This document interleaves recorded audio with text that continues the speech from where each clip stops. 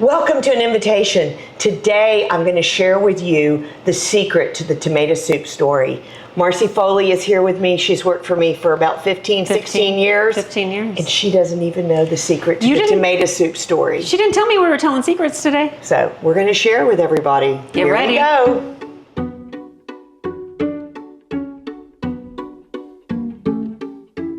So there's a really funny story behind the tomato soup.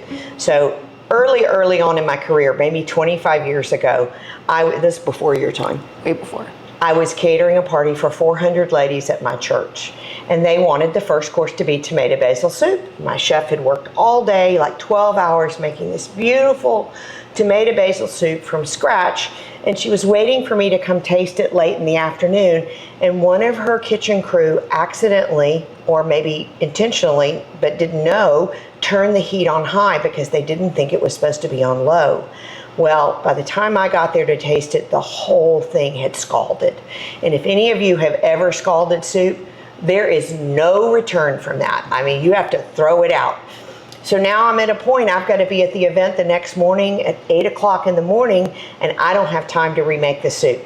So I had one of my staff said, well, you know, tomato basil soup is really just marinara with some heavy cream in it. And I thought, So we go to Sam's, this is a very true story, and we buy cans of original ragu marinara and some heavy cream, and we got those big containers that the construction workers use on the back of the trucks for water. And we mixed it all together and threw some dried basil in it, and I prayed and said, this is either the end of my career or it's gonna be a winner. The next day, still to this day, 20 people called me, the most ever, to ask me for the recipe for the tomato basil soup. And it was born that day. And I'm gonna show you how easy it is. We're gonna make it right now.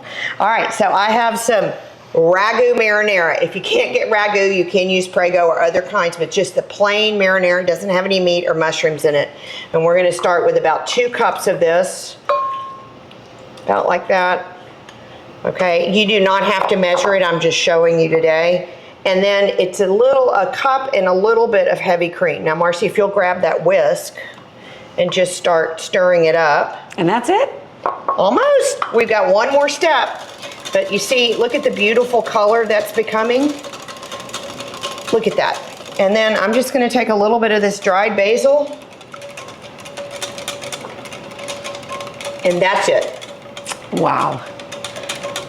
And you think, that's not really how you make it. This is how I make it every day in our kitchen. This is how we sell it in our food shop. This is the secret tomato soup.